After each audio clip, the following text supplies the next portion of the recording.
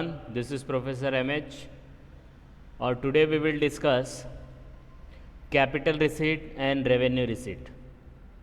Okay, तो capital receipt यहाँ पे ये ऐसा आएगा, capital receipt and revenue receipt. Earlier इससे पहले जो वीडियो हम लोग ने देखा था उसके अंदर हम लोग ने डिस्कस किया था capital expenditure and revenue expenditure. अब उसी से सिमिलर हम लोग को कैपिटल रिसीट देखना है और रेवेन्यू रिसीट देखना है. तो अगर आपने मेरा पहला वीडियो देखा होगा capital expenditure and revenue expenditure का, तो उसको अगर आपने ध्यान में रखा होगा तो आपको capital receipt and revenue receipt समझ में आ जाएगा. तो कैपिटल एक्सपेंडिचर रेवेन्यू एक्सपेंडिचर एक छोटा सा रिकैप देख लेते क्या होता है और फिर उसको यहाँ पे मर्ज करेंगे तो समझ में आ जाएगा. तो मैंने आपको कहा था वीडियो के थ्रू कि अगर आपने कोई एक्सपेंडिचर किया और वो एक्सपेंडिचर रिकरिंग है, बार बार होता है, राइट, तो वो आपका रेवेन्यू एक्सपेंडिचर होगा. तो कोई भी खर्चा अगर आप करते हो, वो खर्चा अगर बार बार हो तो वो रेवेन्यू एक्सपेंडिचर, और एक बार हो तो वो कैपिटल एक्सपेंडिचर. और थोड़ा और डीप में अगर समझना है तो आप रेवेन्यू एक्सपेंडिचर अगर जो करते हो उसका बेनिफिट आपको एक साल के अंदर ही अंदर मिल जाता है, नेक्स्ट ईयर उसका बेनिफिट एक्सीड नहीं होता. लेकिन कैपिटल एक्सपेंडिचर का जो बेनिफिट है वो आपको एक साल से ज़्यादा साल के लिए मिलता है. अब एग्जाम्पल देख लेते हैं. तो कैपिटल एक्सपेंडिचर रेवेन्यू एक्सपेंडिचर का एग्जाम्पल आप कैसे देखोगे? तो आपने समझो बाइक खरीदा, तो आप बाइक खरीद रहे हो तो वो बाइक आप 5 साल 10 साल 15 साल 20 साल और मे भी हो सकता है पूरे लाइफ टाइम यूज़ करो, क्योंकि बहुत जन वैसे करते हैं. लेकिन अगर उसकी लाइफ देखें बाइक की तो मोस्टली 15 साल से 20 साल तक आप उसको यूज़ करेंगे. तो आपने खर्चा एक बार किया लेकिन उसका बेनिफिट आप 15 साल तक ले रहे हो, दैट इज़ कैपिटल एक्सपेंडिचर. लेकिन वो बाइक को रन करने के लिए पेट्रोल आपको डालना पड़ रहा है, बीच बीच में 2-2 महीने 3-3 महीने में you have to do servicing of that bike, तो दैट इज़ रेवेन्यू एक्सपेंडिचर. अभी समझ में आया आपको कैपिटल एक्सपेंडिचर क्या होता है और रेवेन्यू एक्सपेंडिचर क्या होता है? अब उसी को ध्यान में रखते हुए रिसीट मतलब एक्सपेंडिचर मतलब खर्चा, रिसीट मतलब इनकम. रिसीट मतलब इनकम, पैसा आएगा. तो जो पैसा बार बार आएगा, जो पैसा बार बार आएगा वो रेवेन्यू रिसीट, और जो पैसा वन टाइम आता है उसको कैपिटल रिसीट बोल सकते हो आप. आई बात समझ में? अब एग्जांपल के तौर पे आपका बिजनेस है, आपका बिजनेस है फर्नीचर बेचने का. तो आप फर्नीचर एक दिन बेचोगे फिर 1 साल 2 साल रुक जाओगे, नहीं अब नहीं बेचना है, ऐसा तो नहीं है. तो अगर आपका बिजनेस है फर्नीचर का and you are selling furniture, तो you will sell furniture every day, every hour, every after 1 day 2 day you will sell the furniture. तो आप रोज फर्नीचर सेल करोगे. तो फर्नीचर का बिजनेस वाला अगर फर्नीचर सेल करता है उससे उसको जो भी रिसीट होगा रेवेन्यू रिसीट. आई बात समझ में? अब वो फर्नीचर बनाने के लिए उसके पास उसने कोई बड़ा मशीन लिया था, वो मशीन के थ्रू वो थोड़ा फर्नीचर को फिनिशिंग देता था, बहुत बड़ा मशीन था, उसने लिया था 50 लाख रुपीज़ का एग्जाम्पल के तौर पे. अब वो 50 लाख का उसने लिया, अब वो मशीन को उसने यूज़ किया, यूज़ करने के बाद वो मशीन ख़राब होने लगी, 15 साल यूज़ किया, अब वो उसको बेच रहा है. तो एज ए स्क्रैप उसने उसको बेचा, उसको बाद में कुछ मिला पैसा, जैसे 10 लाख का उसने वो मशीन बेच दिया. तो उसका बिजनेस था क्या वो मशीन बेचना? नो. तो वो तो 10 लाख उसको मिलेगा, वन टाइम मिलेगा, that is the capital receipt. आई बात समझ में? यस और नो? अब बाइक वाला ही एग्जाम्पल यहाँ पे फिट कर लो. बाइक आपने खरीदा था, आप बाइक बेच रहे हो 15 साल यूज़ करने के बाद. तो बाइक बेचेंगे तो उसमें आपको कितना प्रॉफिट हुआ? आप बाइक बेच रहे हो, लिया था 1 लाख का, बेचा आपने 10,000 में, क्योंकि 15 साल के बाद 10,000 में जाएगी. वो 10,000 जो आपको इनकम हुआ that is your capital receipt. आप रोज़ थोड़ी बेचोगे वो बाइक. आई बात समझ में?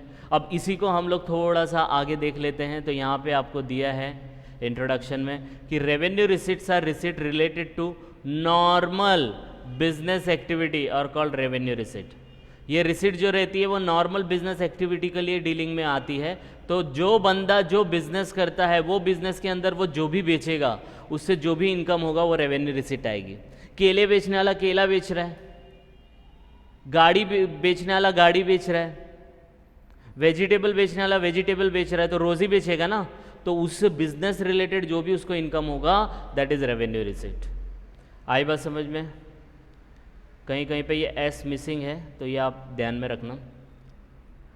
फिर कैपिटल रिसिप्ट क्या होता है? Receipt which are not recurring are called capital receipt. तो ये रिसिप्ट रेकरिंग नहीं होता। रेकरिंग मतलब बार बार रिपीट होना, लेकिन नॉन रेकरिंग, तो जो नॉन रेकरिंग होती है, कभी कभी होती है, दैट इज कैपिटल रिसिप्ट। आई बात समझ में? यस और नो? तो बाइक बेच रहे हो आप, तो आपका बिजनेस थोड़ी है बाइक बेचना। आपका बिजनेस होता तो वो तो रेवेन्यू रिसिप्ट में जाता, लेकिन आपके पास जो बाइक है वो आप अपने यूज़ के लिए रखे थे, 15 साल यूज़ किया, अब बेच दिया, तो उससे जो भी इनकम होगा, जो भी आपको रिसिप्ट मिला, दैट इज कैपिटल रिसिप्ट। आई बात समझ में? यस और no? Okay. Next, revenue and capital receipt are recognised based on accrual basis. एक होता है कैश बेसिस, एक होता है एक्रूवल बेसिस। अब एक्रूवल बेसिस क्या होता है कि रेवेन्यू रिसिप्ट हो या कैपिटल रिसिप्ट हो, आपको इसको रिकॉर्ड करना है बेस्ड ऑन अक्रूवल। अब बेस्ड ऑन अक्रूवल का मतलब, बेस्ड ऑन अक्रूवल का मतलब, अब एग्जाम्पल के तौर पे आपका बिजनेस था केले बेचने का, या चलो दूसरा ले लो वेजिटेबल बेचने का।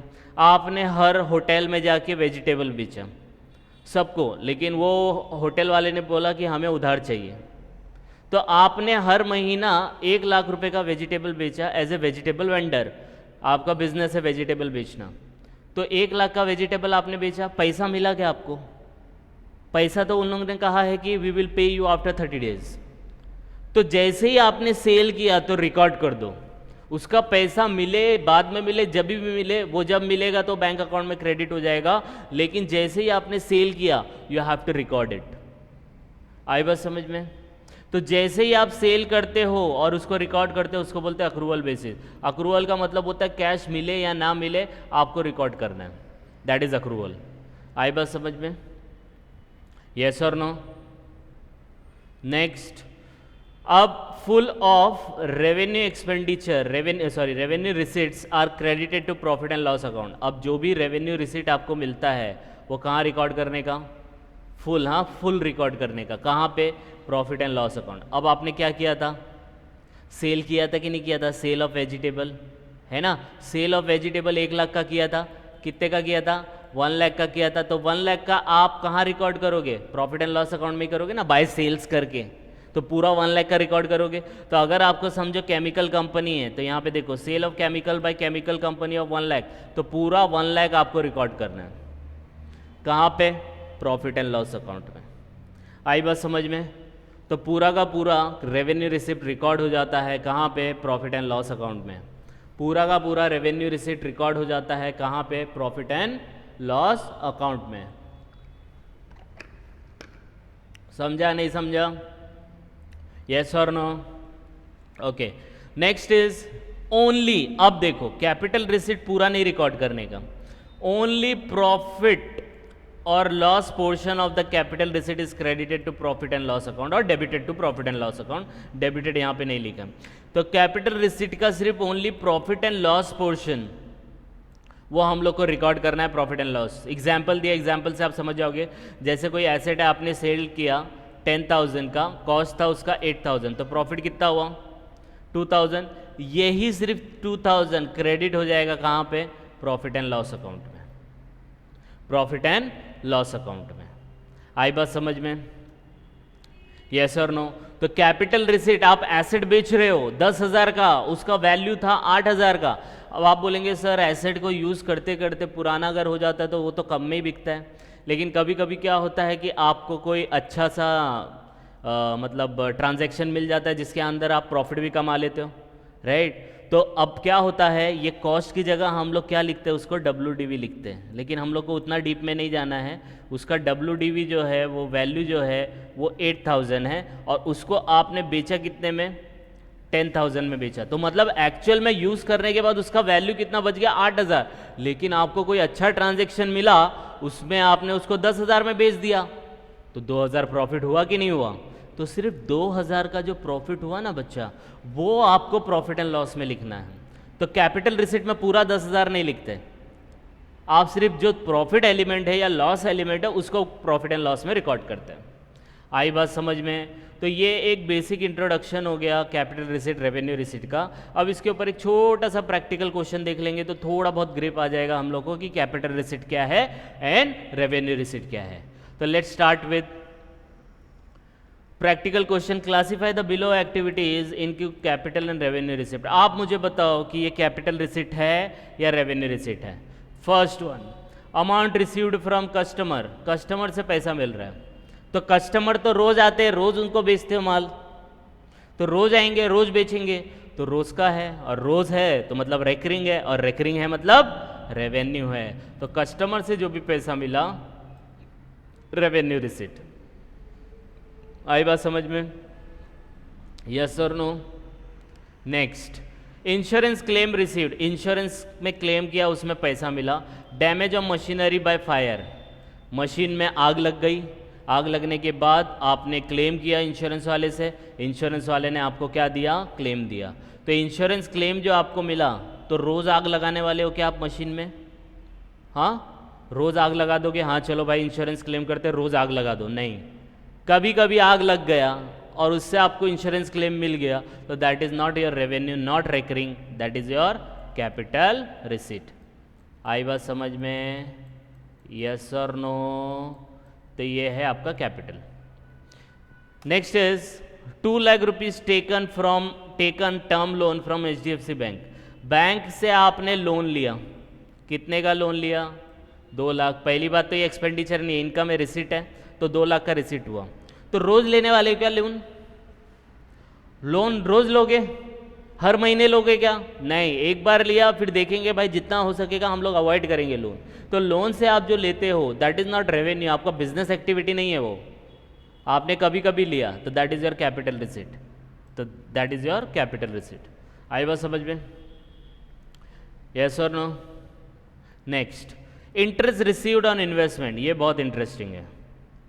इंटरेस्ट रिसीव्ड ऑन इन्वेस्टमेंट, अब इन्वेस्टमेंट है, इन्वेस्टमेंट किया समझो बैंक में किया आपने, डिबेंचर्स में किया, बॉन्ड्स में किया, तो उसमें आपको इंटरेस्ट मिलता है। तो इंटरेस्ट कब मिलता है? एक बार मिला अब नहीं मिलेगा? नहीं, ऐसी बात नहीं है, महीने में भी मिल सकता है, क्वार्टरली भी मिल सकता है, 6 मंथली भी मिल सकता है और ईयरली भी मिल सकता है, लेकिन रेगुलर बेसिस पे मिलेगा, राइट? इसीलिए जो इंटरेस्ट रिसीव्ड ऑन इन्वेस्टमेंट है ये रेगुलर बेसिस पे होता है, रेकरिंग होता है, इसीलिए इसको रेवेन्यू रिसीट कहा जाता है। आई बात समझ में? आपने इन्वेस्टमेंट किया, अब भूल गए क्या? नहीं ना, हमें कुछ ना कुछ उसमें से रिटर्न चाहिए कि नहीं चाहिए? तो इंटरेस्ट मिलता है, तो इंटरेस्ट रेगुलर इंटरवल पे मिलता है, तो रेगुलर इंटरवल से मिला तो revenue receipt. Okay, next one, entrance fees received by social club. कोई क्लब है, क्लब में अगर आप लोग जाते होंगे तो एक एंट्रेंस फीस लेते हो लोग कि भाई आप ये क्लब के मेंबर हो, entrance fees you have to pay. एक बार पे कर दिया, फिर वो आपको मंथली या क्वार्टरली, हाफ ईयरली और ईयरली बेसिस पे आपको थोड़ा थोड़ा पैसा भरना है ना, लेकिन एक बार एंट्री करने के लिए यू हैव टू पे द एंट्री फीस। तो एक बार पे किया बस हो गया ना, तो फिर आप वो क्लब के मेंबर बन जाओगे। तो ये वन टाइम है, वन टाइम है, तो आपको पता है कैपिटल रिसीट होगा, तो ये वाला भी आपका क्या आ जाएगा? Capital receipt. तो दिस इज ऑल अबाउट आपका revenue receipt and capital receipt, ठीक है? Revenue receipt and capital receipt, इसके बेसिस पे अगर आपको ये थोड़ा बहुत समझ में आया तो ये क्वेश्चन आप रेफर कर लो, तो you will come to know. और इसको और डीप में समझना है तो मेरा पिछला वीडियो ज़रूर देखना, capital expenditure and revenue expenditure, उससे आपको काफ़ी कुछ ग्रिप मिलेगा। तो that's all for today, we will continue with the new topic.